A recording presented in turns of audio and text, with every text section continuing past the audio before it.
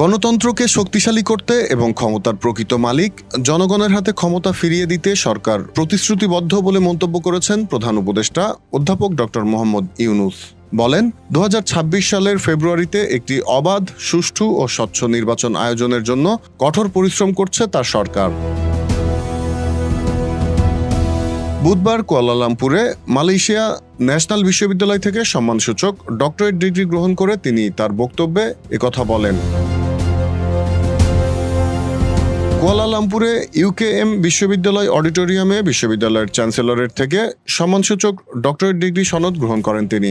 সামাজিক ব্যবসা প্রসারের অনন্য অবদানের স্বীকৃতিস্বরূপ তাকে এ সম্মাননা প্রদান করা হয়।